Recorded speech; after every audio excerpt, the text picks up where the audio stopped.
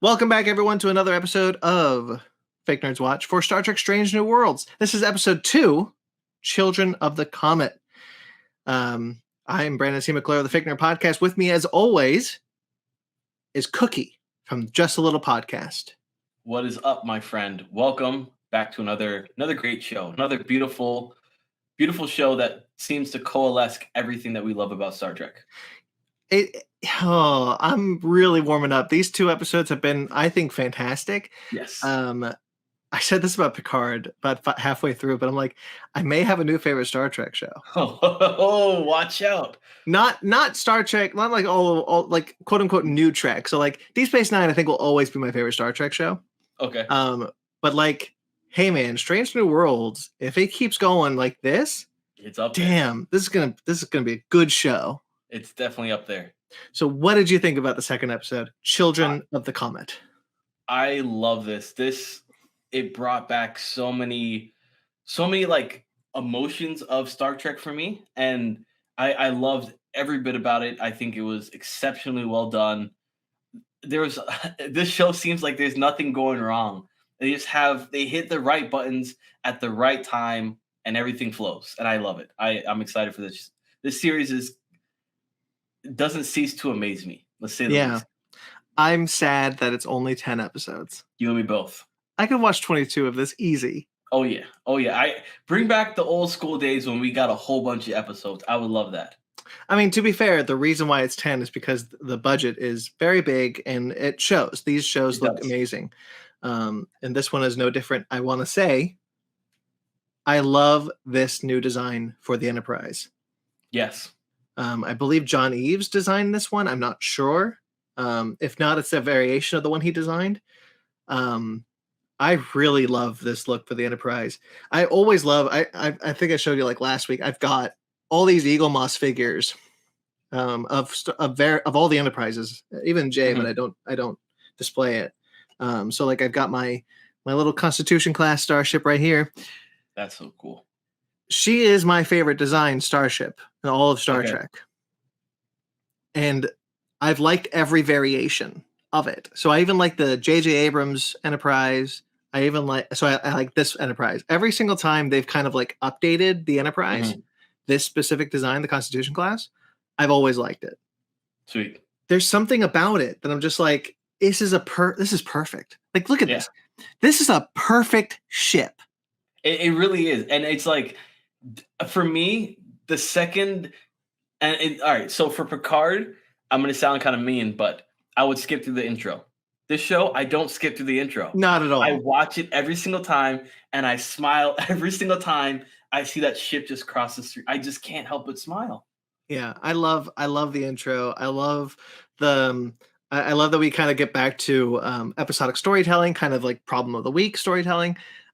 This episode opens and you understand and you get like one of the things that I really like about Star Trek in general. I've railed against Star Trek Discovery about this. So we get character focused episodes. The beginning of this episode, all right, this is an Uhura episode. Yes, right off the jump. Hell yes. And it's like we deep dive into who she was, why she entered into Starfleet, about her past as far as her family, her brother. We get her tribe. We get everything as far as where she came from. And it's like, it's so refreshing to get these backstories on characters that we're going to see throughout the entire season and love. And it's really great because in the original series, it is mentioned that she's from Kenya. Yeah. But in the original series, a lot of those women characters didn't get a lot to do. I think Uhura came out the best between Nurse Chapel and her. But Uhura is only from Kenya because she's African American. She's African American. She's black. So like she's only there. She's only from Kenya because of that, much in the same way that Pavel is from Russia. So like it's not like she could have been from anywhere and they chose Kenya. And I was like, okay, well, that doesn't matter to her character, but they made it matter in Strange New Worlds. They made it an important part of her character that she's from Kenya. Yes. And this goes to the question that we were talking kind of off air. I know in Star Trek, we've had the same type of thought pattern or episode where they're basing the episode off of music or off of Mhm. math within music. And I cannot remember the episode, but it flashes through my mind, and I'm like, man, this is so good because you can tell that the writer of this episode or writers of this episode know their Star Trek to go back and say, you know what, let me tie this little note in, and no pun intended, tie this note in and Sure. make it flow so seamlessly with music being such an importance to an African culture and Yeah. using that to personify Ahura in such a deeper and richer environment is just it's great. Yeah, I really appreciate how this episode just flows across because like Mm. everyone on this mission is the right person for this mission. Yes. You know, and it's not like and like sure that's coincidental, but that's how it was in the original series. I just watched here's a good example. I just watched the Star Trek animated series. I just finished for the first time ever Star Trek the animated series. Which is not a show that holds up very well. The animation is garbage. But there is an episode where all of a sudden Sulu is not at the helm, and instead it's a character named Ensign Walking Bear, I believe it is. Okay. He's a Native American, and they are approached by a Native American god, Kukulkan, which is very funny because William Shatner, who is reading his script when he's delivering his lines, cannot pronounce it ever. So he's goes Kukulkan. It's just like that's not. You're trying. So he is there. He becomes an important character because of his Native American roots, because they're now facing a Native American god who's actually an alien and blah blah blah. And so like that was a staple of Star Trek. That's always been a staple of Star Trek, that everybody who's on the landing team, everyone who's at the helm, they're all important. They all matter. They're the important part of that episode. And so in this, Uhura is on the landing party roster. Well, it's G. Willikers. It looks like you're the exact person we needed. Yes. And it works because that's what Star Trek is. Correct. I don't want to jump too far ahead, but I really enjoyed the fact that we got Kirk laying down and the mustache is glowing, and I'm like, they literally just like swapped out William Shatner and just put this. It was perfect. I could not help but laugh. I loved it. The parallels. The parallel of Sam Kirk being turned over in the same way that he was in the original series.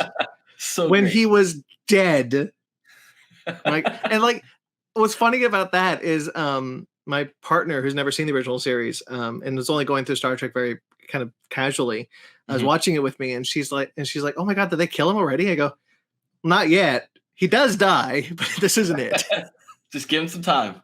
But like that was a fun callback for fans of Star Trek. And if you don't know, like if you're just a casual fan of Star Trek, you've never heard of Sam Kirk. Yeah, exactly. Who the hell's Sam Kirk? So it's cool that like we get stakes, but not really. Correct. When you saw that happen, did you kind of get nervous? Like, oh, is he already dead already? Because like instantly they're like, oh no, he's not breathing.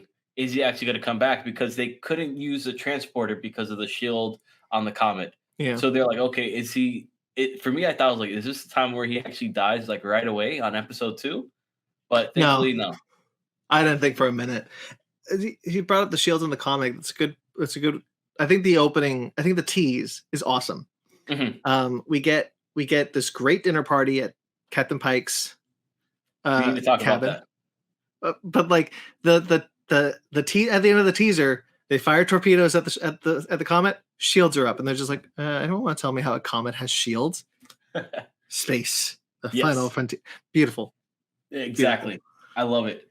This episode, I think, had, especially this dinner party, reminded me so much of Deep Space Nine, and I was 100%. like, I just hope they bring out some gumbo, some jambalaya, like something. Give me some Louisiana cuisine. It was so great. I love that. And it's like his quarters is massive, and it I guess is mind blowing to me, like how Captain Kirk is like this little like broom closet compared to this. But like you got to admit, like that was luxurious for the time. Yes, yeah, it was. Right. I think someone mentioned. Oh, it was Trek culture. I didn't like Trek culture's ups and downs for this week's episode. I had a lot of were really nitpicky, but they wrongfully called the Enterprise a like an aircraft carrier. Okay. The Enterprise is not an aircraft carrier. The idea is that she's a submarine Interesting. because space was supposed to be an ocean. Okay. So all of Starfleet ships are submarines. Gotcha. And that kind of goes away when you start to realize, like, oh no, you know what, space is actually, you can do whatever the hell you want in space. Yeah. So the Enterprise was always meant to be a submarine, and so like that Mhm. was the idea of, like, that was the sensibilities of the time. We were looking at it through a different lens. So for the time, Kirk's cabins were luxurious. He was in the military, he was on a submarine, and he had a bedroom. Mhm. Like, you didn't have that on submarines in the 21st century. Very true. Yeah. You But still then don't. you look at, like, granted, I know that they have to push it back because of like the time within Star Trek, but you look at like Archer's. Oh God, I felt so bad for that man. Well, Archer's yeah, cabin was worse. Was the worst thing ever. it was not a good time to be a tall person on the NX Not ships. at all. I felt so horrible. Like, goodness gracious, that That's sucked. why I liked Star Trek Enterprise. One of the things that I gravitated towards Star Trek Enterprise was how I think successfully they peeled back the technology from the 60s. Yeah. You know, they looked back at the fact of, like, okay, well, if we take the 60s Star Trek series, if we take Star Trek the original series as the future, what would the step before that look like? Mhm. And I think they successfully did that, because you see on the NX-01 how they've got keyboards like we have keyboards. You see, like, every door has, you know, they have to step over the thing, Right. because the you know, I thought that was really successful. But Archer still had a bigger bed, And he had a dog. and he had a dog. I like Archer. Archer's one of my favorite captains. Excuse me. Yeah, he was good, really good. But you're absolutely right, making the comparison of that like dinner party being like Cisco. I got very much Deep Space Nine vibes from that, especially when you see, like, casual wear. Yes. I'm so happy with the evolution of casual wear in the Star Trek franchise. And that was such a good little, like, hazing what they did. It was a very, very nice, like, it wasn't very mean, but it was like, hey, make sure you dress up. And it's a suggestion to use like your formal attire, and she did. And I was like, that's hilarious. That's too funny. Yeah. And then instantly you see Pike's like, oh, you got sucking into it. She got you. Yeah, that was so good. The casual wear, I really like the design of the new not casual wear, dress Formal. uniforms. Yeah. I really like that design. I think it looks really cool. Nurse Chapel gets a little bit to do here. I love her, still do. She's great looking too. Oh man, she's a babe. And just the fact that, like, it's literally polar opposites, and it reminds me so much of TOS because of Spock and her characteristics and how flirtatious and outgoing she is. And it's like Spock is a cold-hearted killer. Well, it's so great. What I love about it is that they've turned it from a lovesick flirtatiousness, because, like, man, Chapel was always just like, Spock, why don't you love me? Oh, Spock. Yeah. I hate Chapel, the original series. But this has become, like, it's kind of playful banter. Like, she's just like, oh, you're cute. I'm going to play with you. I'm going to have fun with you. It's like that's a better relationship. That's also a more powerful relationship for her to be in, because she's instigating it rather than kind of like falling for it. Correct. She's not the damsel in distress type of thing where it makes her look like very much inferior. And I don't think that's the case here. I think that it's very much equals. And at the same time, she has like one little notch above him, because she's like swaying his emotions a little bit more to the humanoid side rather than the Vulcan side. But he's completely oblivious to it, because he's got a great line with Uhura where he says, you know, many people, including myself, have had Starfleet as a lifelong dream. If you don't want to be here, then you should probably make way for someone who does. Mm-hmm. Because Uhura, we revealed, is she's not sure if she wants to be in Starfleet. She's really only there because she had no other options. She didn't want to go to the school that her parents taught at. Yeah. Kind of going back to, like, I think Starfleet often is the place for misfits to wind up. And I always liked that about Starfleet. It's why I really liked it. It's why I kind of like, whenever they talk about like which fictional universe would you want to be in, it's always for me Starfleet, because it's like if you're if you feel like you don't belong, you can always find a place in Starfleet. I wouldn't know what to do because I don't think I'm that intelligent enough to be on a starship. Like I would probably be part of the lower decks because I'm not smart enough to be in the science. I'm not strong enough to be like anything important. Can I you don't hold a think I'm phaser? selling myself short. I just truthfully don't feel like I have enough brains to be part of the bridge. I want to pilot a starship. I'm scared of heights and I'm scared of open spaces. What the hell? It's weird. I am terrified of open spaces. So Don't go like to space. if my old neighborhood by my parents' house, there used to be a basketball court, and then right behind it was woods. They tore down the woods, and it was just open space. And every single time I would shoot the basketball in that direction, I would freak out because of the open space behind the basketball hoop. Oh, that's fair. Yeah, it's the fear of the unknown. Yeah, Yeah. it freaked me out. Same thing with the ocean. If I go like I used to do deep sea fishing, and you surrounded by water, freaked me out because like Oh you look yeah, everywhere, I feel lost. I get that. But for me, the way I see it is if I'm in a starship, if You're I'm controlling piloting it. a starship, then I've got not necessarily I'm in an open space. I'm in a container with a lot of firepower. But you have I don't know how many are on this particular class of ship, but you have hundreds of people, their lives, their souls are in your hands. I'm curious at how many they'll say is on the Enterprise, because in the original series it's only 400. Okay. It's about 450, I think, roughly. And technically, since this is the same Enterprise, it should be the same height, should be the Mhm. same kind of size. So I wonder if because I really didn't like in the originals and like the Star Trek '09, where it was like we got like 12,000 people on the Enterprise. I'm Yeah, like, I that's was a like, lot of "What? people. What are they That's doing? not" like, I understand if this is Orville, but no. But even like the Orville doesn't have that many people. No, I don't think so, no. It always bugs me that the Kelvin Enterprise was so big, because I'm like, what are they all doing? Mhm. Surely not everyone has a role on that ship with that many people. Well, I know with I'm trying to think I can't remember which one it was. I wanna say it was TNG. With TNG, they had a lot of the wives that were there that literally Yeah. or husbands that were there. Their families were all on board with the ship. So you had these people that didn't necessarily serve a purpose. It's gonna slip my mind. I apologize for his name. Oh man, What does it look he like? was in TNG and he was in Deep Space Miles? Nine. White guy. Miles? He, Miles, thank you, Miles. His wife. She You was forgot the name of the most important officer in Starfleet history? I apologize. I could not remember the same in life. Miles and his wife. His wife was like Keka. a plant person, She's a botanist. botanist, and it's like, okay, what does a botanist really have to do with Starship? Well, the Enterprise D made more sense to me because it was, going back to what the Enterprise is going back to that submarine analogy. The Enterprise Mhm. D is a cruise ship, Okay. right? So like Zara actually asked me about this with my partner. She was like, do all was the Enterprise D on a 5-year mission also? And I had to explain to her that the 5-year missions went obsolete when starships were able to stay out longer.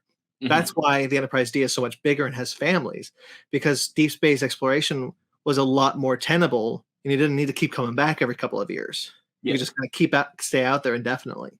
Mhm. Um, so it made sense. It makes sense that the Enterprise D would have more people. It doesn't make a lot of sense for the Enterprise to have more people. Correct.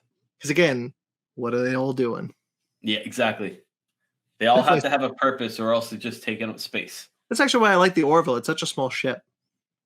It is, but it's crazy. Like you look at it, and I remember watching it, and when it's by itself, it looks huge. But then when you go and see it next to the other ships, it's like itty little bitty. Exactly. Look at It that looks thing. so big. Pew.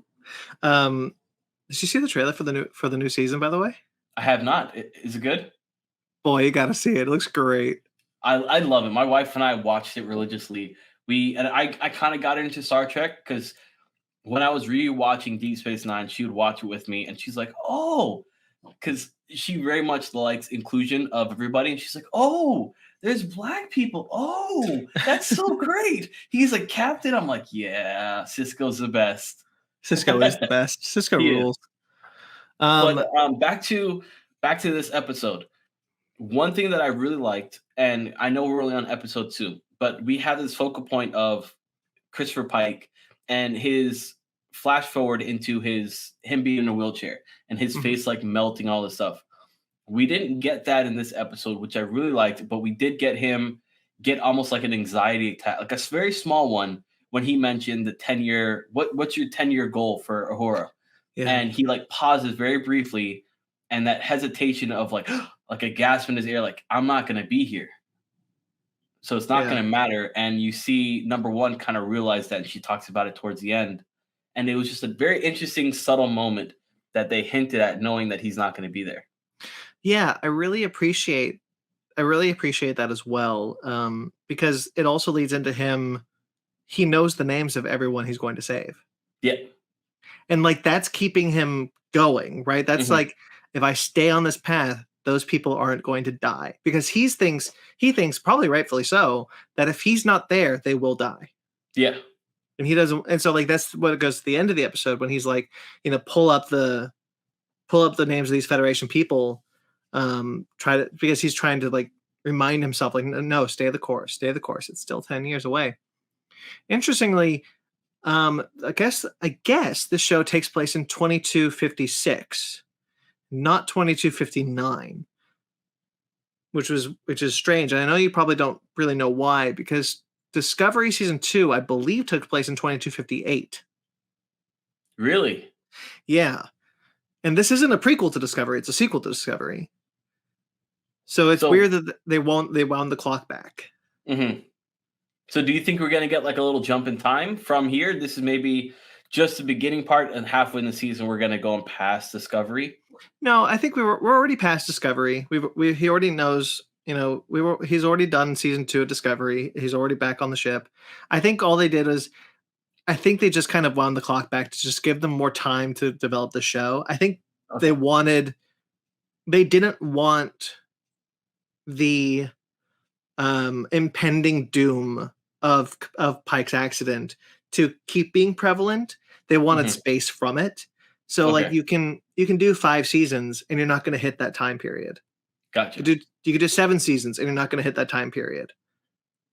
So you kind of it kind of gives the show a lot of breathing room away from that, so you can kind of keep going with Captain Pike for kind of as long as you really want to. Mhm. I think that's probably why they did it. And I don't know if that's necessarily the case. Like, the show could completely be like, yeah, we're actually 2259. Honestly, these dates are arbitrary. They don't really matter. I gotcha. Except they matter to me, damn it. Okay. So the comet is Mhm. actually a prophetic comet named It's an Mahanit. entity. It's an It's an actual entity entity. Yes. named Mahanit. And it's not a Um, comet. How dare you call it a comet? so sorry. The shepherds are very upset. They're like, "How dare you ruin Mahanit? How dare you desecrate Mahanit? Like, there's Yep. gonna hit a planet." I really appreciate how they're just like, our prime directive or whatever, General Order One. You know, we're not going to interfere, but we're not going to let them die. Yep. I really appreciate that kind of distinction of just like, no, why would we let these people die? They're going to For sure. develop. Like, no, we're not going to do that. And this was for this moment, it was another great nod to Deep Space Nine, because Hmm. Deep Space Nine had a big component of religion involved in it. Hmm. And this one had that same component of religion where you don't necessarily understand that religion. However, it does not give you the right to dismiss someone's beliefs. And I think Yeah. that this one very much so, because at the beginning you're like, okay, up until the very end, I honestly was dismissing. I'm like, you guys are crazy. It's a comet. Like, get over it. It's not an entity. It's not a real being. It's a comet that's going to actually collide with this thing. However, I won't get to it just yet, but the ending definitely changed my mind so much. And I was like, wow, the writing was exceptionally well done that it made you now go back and say, this actually was a real being. It wasn't just necessarily a comet. The ending makes you think that, like, the theme of the season, I guess, so far that's developing from the first episode to this is, how do you act when you know your fate? Hmm. That was the first episode. If you know you're gonna die, you'll act differently. If you know what's going to happen in the future, you'll act a certain way. And Mahanit knew its fate. It knew what it wanted to do. It never had, quote unquote, or it says, it never had any intention to hit the planet. Yep. And so, like, it's a nice way to. I think so far they've done a really clever way of incorporating Pike's character journey into these two episodes of the show, and this one is no different. Hmm. They really try to kind of subtly push Pike into a specific character direction, and Correct. not kind of keeping, like, no, not, they're not pounding it into you, right? Hmm. They're just they're incorporating it subtly into each episode until the end, when it's just like, oh, this was actually what it was. So it's like it's very much like you said at the beginning. It's very much episodic, but in the same sense, it's like there is an overall arching plot that goes throughout the entire series. At least for these two episodes, we have the same main plot that's not necessarily a focal point, but it's there. And it's like, hey, we just want to give you a little refresher, just to give you a friendly reminder. This is Pike's story. Even though we're going to talk a lot about Uhura in this particular episode, this is Pike's story. It's old school TV, right? It's Deep Space Nine. Yes. Deep Space Nine was episodic, but it had an overarching storyline of character development. Characters developed over time. They didn't just start at zero. This is the same way. Characters learn a new lesson, and they move forward, going past that, and they change. Mm-hmm. And I think that's a smart way to do this. I think this is Lower Decks is pretty good. Lower Decks does this too. Lower Decks is pretty good. When you saw this alien ship, like right after we get encountered with this comet, and I say we're part of the actual crew, but we get to experience this comet and what's happening. We see the trajectory, and we're trying to go and do something. And then out of nowhere, this new alien species comes into the mix. When I saw the Enterprise and how tiny it was compared to the ship, and then you see a really good nod at Christopher Pike and his character, it didn't faze him at all. It wasn't scary for him. He got up out of his seat, put his hands behind his back like he was a proud papa of his ship, and he stood his ground. He said, "You know what? I don't care what's going to happen. I know this is not the end for me." And that's so cool. Well, he has this thing. So he does two things that I really like. One, I love that the bridge is too big. He has to get off of his chair to talk to people. Yeah. The other thing is, he like approached it like, okay, why'd they fire on us? This is definitely a misunderstanding. Let's talk about this. Mm-hmm. Hey, let's find some. He says, like, hey, let's find some common ground. Let's have a discussion. And it's like, no, screw you. And then when he is looking for options, one of my favorite things is that he has this back and forth where he's just like, options. Spock suggests a thing. Okay, number one, will that work? Yeah, that should work. Great. Let's do that. And then like, how are we going to do? What are we going to do this? And it's like, oh, I like this plan. Let's do this plan. It's like he listens to his bridge crew. Correct. They're the smartest they're the smartest on Starfleet. They're the best of the best. Of course, he's going to listen to them. Yeah. And I think that's great. It is. It definitely is. I had a question for you. Yeah. So throughout all of Star Trek, we see their face in the screen. We see the other person's face in the screen. Mm-hmm. Have you ever wondered where that camera is? No. I've always wondered that. I'm like, okay, how does this camera know that it needs to be on Christopher Pike?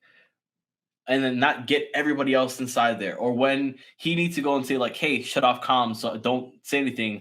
Do they hear him say, shut off comms? Yeah. Or does that out of, they do. Okay. Yeah. Well, it's so there's a Facebook, like, Alexa Echo Show, whatever thing, that follows you. I think about it like that. Like, it's just they've just got a camera that just kind of follows you. Now it gets a little dicey when in the original series they're just like standing in the middle of a room, and all of a sudden the bridge can see them, and it's like, where's that camera? Yeah. Should I be concerned about that camera? But I think like towards the later Star Trek shows, they got better about it. I got you.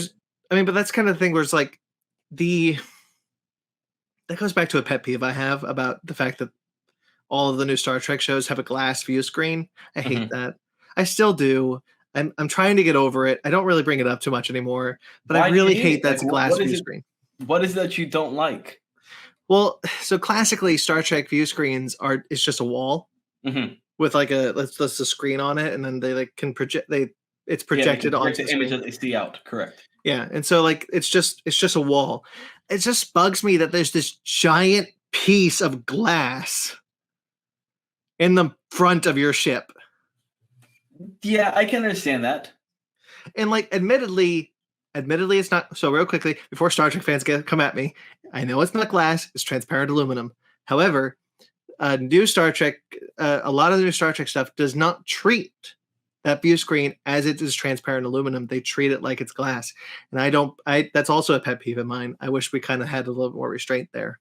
Because you see every once in a while the glass would crack. Yes. And it's like I've never seen aluminum crack the way that it shatters. Right. See, that's the thing. The Star Trek Starfleet vessels they use transparent aluminum as their windows because it's stronger than glass. It's essentially transparent metal. Gotcha. And so like that would what I would theoretically believe to be to be on their view screens. But that's a pet peeve of mine that I'm never going to get back to the world where it's just a wall. I gotcha. And I miss my wall. They did this thing in Star Trek Beyond. I love Star Trek Beyond. I want to be clear. I love Star Trek Beyond. Okay. But when they're getting out of the ship, when they're on the bridge, when they're on the planet and they're on the bridge, they shoot the thing with their phasers, and it just starts cracking like glass. And I'm like, that wouldn't be one asteroid, bam, you're all dead. Exactly. Yeah, that's too funny. You know who we forgot about, by the way? Who? We talked about in episode 1, and you asked the question because you're like, where is our chief engineer? We now got our blind chief engineer, which for me, I was like, wait, he's blind? He is in, I believe what the species is called an Enar. Yes, and he I guess his other senses are super heightened, that he has the ability to go and do things because he's over there chopping what looks to be almost like a carrot. Yeah. Oh, interesting. Okay. These species were introduced in Star Trek Enterprise. Yes, I remember that. I do not. Fascinating. Okay, so probably shouldn't be doing this when we are recording. All good. Okay. All good in the hood. So they're an offshoot of Andorians. They look like Andorians. Okay. Does it say who actually played as him? Because the voice, and I apologize because you are more of a Star Trek fan than I am, but I'm gonna get hate from this one. Deep Space Nine. Yes. I can't remember his name. The one dude who has multiple of he's like a copy. Yes. He has a very peculiar voice that was actually in Enterprise as well as an Andorian. Yep. Is this the same actor playing as this guy? Because his voice sounded very familiar. No. It's not. Okay. That would have been great if they actually pulled him to go and do the voice for this. So this guy is named Bruce Herrick or Horrick. He was on one episode of Warehouse 13 in 2010, and that was it until he got this part of Hemmer on Star Trek Strange New Worlds. Oh, look at that. The actor you're talking of is Jeffrey Combs. Okay. He's a very popular actor who has been in every modern Star Trek show. I would have to check that. I don't know if he was in Next Generation. And I say modern, he's not in Discovery or anything. But he wasn't he was in Lower Decks. He was. Yeah. He was a rogue computer in Lower Decks. Okay. It's a fun episode.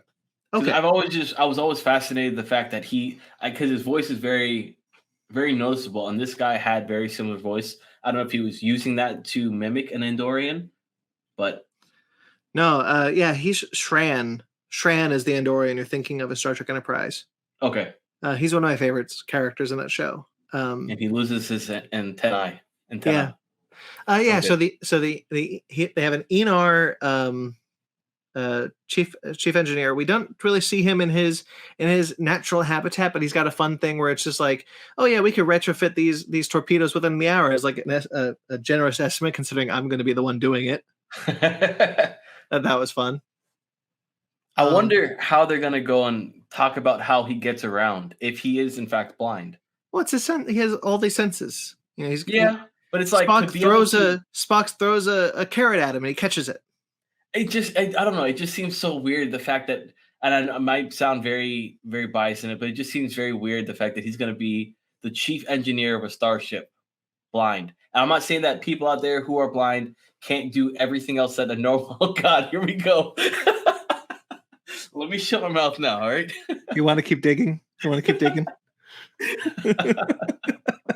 Oh, man. Anybody can do anything they put their mind to. Exactly. That's the moral of the story. By the way, do you know who else was a blind chief engineer? No. Geordi LaForge.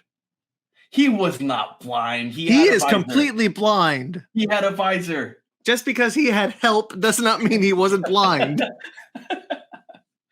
When he took that visor off, he couldn't see shit. Yeah, you're right. So, like, man. Admittedly, it is interesting. Yes. That Hemner does not have a implant to help him see. He gets by on his own senses, but also I think that's kind of like, it's the difference between, Geordi wasn't handicapped because the visor allowed him to see more than a human being. Mm-hmm.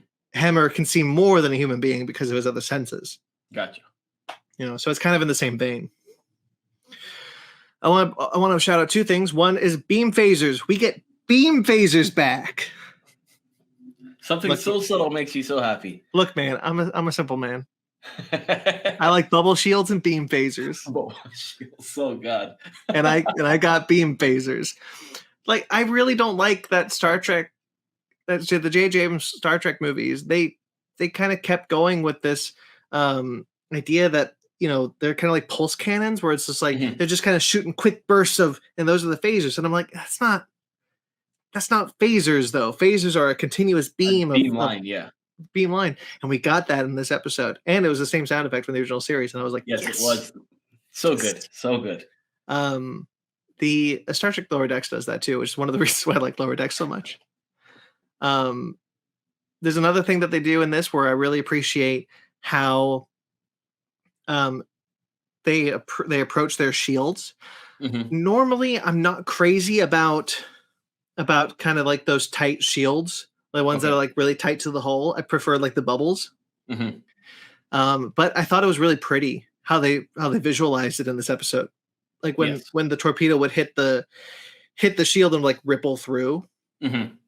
I thought that was a really cool effect and kind of like almost turned me around and like, ooh, it's pretty. There's the oops. Oh, I forgot the rest of that point. Oh, and it's one of the things that I also liked about like shields is in the original is in all of Star Trek. Whenever they're like, oh, shields down to such and such percent, they do that in the J.J. Abrams films, but they're always like shields down to 95%, and like there's hull flying out in space, and like they've got chunks of the like they got hull breaches everywhere. I'm like, yeah, I think your shields are gone. Yeah, you got no shields. You got no shields. Fully intact. Yes, I really appreciate that we've kind of gone back to that. I agree. The computer voice of this, and I finally found that actress, but I forgot to write her name down. We get a brief moment of the computer voice, and it sounds exactly like Majel Barrett, who was the computer of the original series and all of the shows up until Voyager. Okay. I was really surprised at how close it sounded. I was like, did they resurrect Majel Barrett to record new dialogues? What the hell? That's fine. Because every Star Trek show has had a different computer voice because the voice of the computer is dead. Yeah. Okay. The actress they got is a voice actress. I forget her name now, but she said, and I watched a clip of her just like talking. I was like, she sounds exactly like Majel Barrett. It's That's insane. cool. That's so cool. Like she should have always been the girl doing the computer voice. It was so crazy. We get an awesome flying sequence. The But Enterprise. before that, we get them hopping into I guess a nod to Enterprise. The suits that they had remind me a lot of the Enterprise old school suits where it's like you had the suction boots that were super super heavy, Mhm. everything, and they even mentioned like, hey, be careful because this is not like Earth's gravity. It's like a fraction of Earth's gravity once you flying off type of thing. Yeah. All that was so cool. Just the fact that they actually mentioned it brought it to life. I also really like the EV suits. More than I like Discoveries. I think Discovery Yeah, often falls it's into a weak. line of just they're just always over designed. And I thought that these were really sleek and just really nice and just I kind of agree. like, yeah, I you, definitely you agree. you nailed that. Yeah. And then while we're on the Comet, the fact that we got the music added in there and Aurora's voice and Hmm. the fact that she can sing. And at the beginning, we get that little hint of her singing while she's, I guess, kind of nervous, the fact that she's at this party.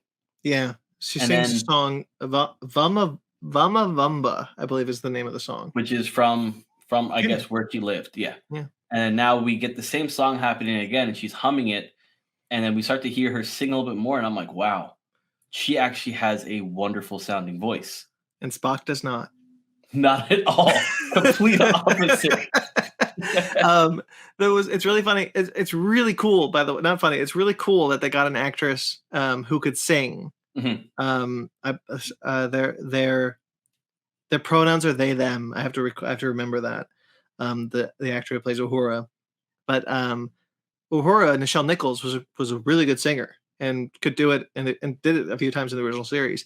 So it's really cool that they did that again with this Yeah. actor. They're just making sure that like, okay, well, To keep Uhura the could sing, continuity the same. yeah, but Spock could also sing, so they screwed that up.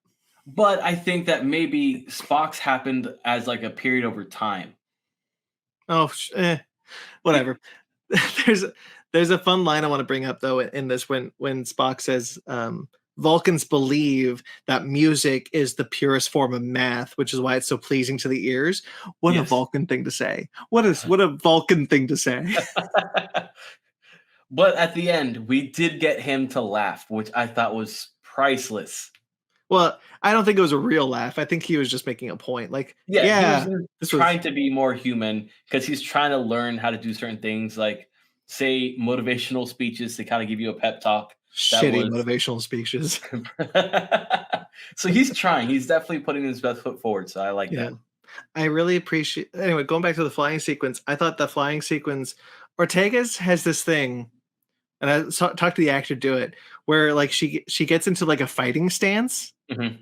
on her console. She like gets ready. She's like, okay, we're gonna do this. And it's like a really action pose. And I people have talked about it online. I totally agree. This was the first time that a starship took evasive actions, and I actually believed they were doing it. Yeah, because Like she actually did like an aerial flip. She was dodging everything. they were weaving around the blast. They were actively trying to dodge the fire. I was like, hell yeah, this is Yeah, cool. it was really really I, dope. I love this ship so much. I want this ship. I want this ship. How much do your little figures cost? Oh, I believe they were about 20 each. Oh, okay, so it's not that unaffordable. No, there weren't. I had to be sure to always get them. Like, here's the Enterprise A. Like, I always had to be sure to get them in this size so that it will all match. Mhm. Um, the Star Trek Discovery ones. And here's the Enterprise B. I love that Um, one. the Excelsior class. Yeah, she's Yeah, great. Um, the I have the C, but the stand broke. gotcha. Um, so I always had to make sure that to get them in the same size. Here's the NX-01 Very cool. because I have OCD, so I have to be sure that they're all the same size. Same, And understandable. You and me both. the Discovery pieces were not. They were larger. They were Okay, more along the size of the Battlestar Galactica. Gotcha. And so like I don't mind getting the Battlestar this big, but like if I want my starships from Star Trek to all look the same size. Mm-hmm. But I might just give up and do that because I really like the design of the ship. And just be like, I just want it. I just want this. That's funny. That's too funny. They also have an NX-01 refit that I really wanted. I think that ship looks awesome. Doug Drexler, I believe, designed that one. Because the NX-01 in season 5 is going to be refitted to look a little bit more like the Constitution class, to kind of look like we're getting closer to what Kirk had in the original series. Mm-hmm. Anyway,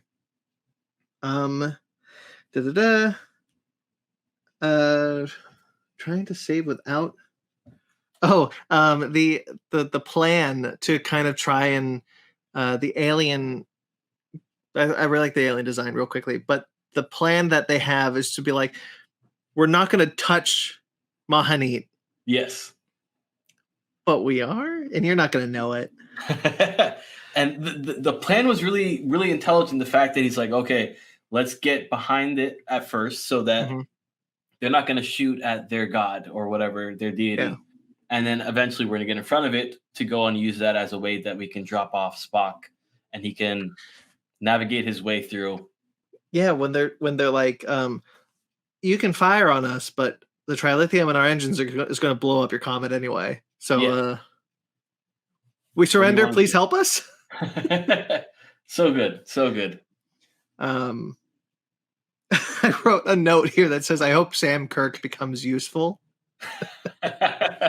Because he pretty much is out cold for the entire episode. Yeah, I mean, I like that you included Sam Kirk. It's cool to get to know more of that character, but like, and this is an episodic TV show, so we will get an episode, I'm sure, based on him. But like, it feels weird to include him in the show and not use him for anything. Like, it just kind of feels right now. It feels like unnecessary fan service. Yeah. Well, I'm sure that won't be the case. There was a moment where he helped Uhura trying to figure out while she was in this comet and she's in like the little area. He definitely did kind of help calm her down and say, okay, let's focus on the task at hand. You're on here for a reason. So let's try to figure this thing out. This is a 55-minute episode and he's out in 5 minutes. Remember, like you said, I should look at the good in everything. You're right. And like, it's no shade. I'm glad for his inclusion. It tells me that they want to use him for something. Just 2 episodes in, I'm kind of curious, like, okay, what is that role he's going to be in? Because this felt like the episode, like initially felt like the episode that he would be useful. Gotcha. But then he's taken out. He's out cold. Really like the design of the ship. If I could marry a ship, man. No, that's all my notes. I'm good. All right. I like this episode quite a bit. I am right there with you. I did want to talk very briefly at the end when Uhura goes and gives Pike her notes on what happened. And she discovers something saying like, hey, so here's what broke off of the comet. And this is what the music translated. Yeah. This is what we found beforehand, hours beforehand. And this actually, in fact, was a living organism, if you will. And it actually predicted what was going to happen. And thankfully, we saw it kind of play out. And Spock actually did what was intended of him to do. And it was his destiny to fulfill. Well, it's kind of cool because it kind of goes back to an ambiguousness. Like, yeah, it's probably less ambiguous than something that would be the case in the original series, but it does still play into the idea of like, well, like, how much of that is real? Mm-hmm. Like, how much of that can we actually trust? But also Pike has this moment where he's just like, how many more of these like ancient life givers are there in the universe? Like, will we ever see another one? Will we ever see this one again? The idea that this comet's path is preordained, and it gave this planet life. Like, I really appreciated that we kept flashing back to the planet, and and seeing how the comet was scaring them, and then how they now see it as a life bringer because it brought the rain and that would help their societal development. I thought that was a really nice touch. For sure. Yeah, man. So far, the show's a 10 out of 10. I'm right there with you. Cannot disagree. Man, can't wait for the next episode. The trailer for the next episode played is online. Looks awesome. I can't wait. Right on. I'm so happy to be in this place where I'm just like, more Star Trek. Give me some more Star Trek. Oh man. All right, buddy. But why don't we call that a day? Sounds good. Plug your stuff. Sweet deal. Well, you can find me on social media at Just Little Podcast on Instagram, Just Podcasting on Twitter. You can check out the podcast, drop a new episode every single Tuesday morning, 7 o'clock Eastern Standard Time. I'm on YouTube. I haven't been as active with putting out videos, but I've been on other people's shows like this one, so check me out there. By the time of this recording, I've already done an episode with Comics with Bueller, a wonderful dude in the comic book community. So I have a new episode coming out, which is going to talk about pop culture goodness, what's going on in pop culture today. So that's about it with me. Yeah. I got Comic-Con coming up. Say again? You got what coming up? A Comic-Con coming up this, I would assume by the time this airs, I might be at the Comic-Con. It's going to be happening over in Orlando, which is MegaCon, the largest Comic-Con in South Florida. A lot of cool people are going to be there. LeVar Burton's going to be there. Data himself is going to be there. So I'm pretty happy. I hope I can get some signatures on some comics that they are in. So yeah, it's going to be a good time. I have Brent Spiner and LeVar Burton. Their signatures. I'll send you a picture of them a little later. I also have Marina Sirtis. All right, you don't have to show off now. No, it's not showing off. I want to tell you a story about Marina Sirtis because it was really funny. I wanted her autograph, and she was like, "Do you know what I'm from?" I go, "Yeah, I'm from Star Trek: Next Generation." You watch it? Yeah. She was so shocked that someone as young as me was watching Star Trek: Next Generation. That's cool. All right. Anyway, so yeah, great to have you on, my friend. I really like doing the show with you. Same here. I haven't heard from Michael Carls. Is he alive? I called him. He didn't answer. So I'm hoping all is well. I might have to go and reach out to Riley, make sure that everything's good. That bitch left me on red. I messaged him. I was like, "Hey, you okay?" He read it and didn't respond. That was it. That's too funny. That bitch. All right. Well, hopefully he can come back soon. I miss talking to him. So that'll do it. Guys, this is Fake Nerds Watch, part of the Fake Nerd family of podcasts. Fake Nerd Podcast, family of podcasts. You can check out some of our other Fake Nerds Watch series. We've just finished Moon Knight. All 6 episodes are out now. 4 episodes. We paired up 2 of them. So all 6 episodes of Moon Knight are available. All 10 episodes of Star Trek Picard. We've done that on Fake Nerds Watch. That's all done. You can check out that. That's there. Again, if you missed the first episode of Star Trek Strange New Worlds, that's there. Got a lot of stuff. Got a lot of Fake Nerds Watches. It's probably, that show probably has more episodes than our main podcast at this point. I don't know if that's true, but it might be. So check out all that, and we'll continue with Star Trek Strange New Worlds, and we'll probably go into Lower Decks when that starts. I have a theory Lower Decks is probably starting at the week that this ends. Okay. And then we have Obi-Wan Kenobi coming up on the channel. Obi-Wan Kenobi will be our next Fake Nerds Watch series. Cookie will not be there, but he'll continue to do the Star Trek shows with me. And then Miss Marvel probably is the one after that. So there you go. You can check out some of our other shows on this network, such as Basement Arcade Pause Menu, Animation Station, and Fake Nerd Book Club. I will get the second season of Conversation out there. My old noggin is broken these days. So that's that. And of course, our mothership show, the Fake Nerd Podcast. Guys, check out the Fake Nerd Podcast. We go live every Sunday night where we talk about comic books and movies and all sorts of things. This past week, we have talked about The Unbearable Weight of Massive Talent, the new Nicolas Cage movie. We talked about that, where he plays Nicolas Cage playing Nicolas Cage. Perfect role for him. You can check out that. That's up now. Or you can check out the upcoming episode, again, live every Sunday night. The upcoming episode is... Holy shit, I don't know what it is.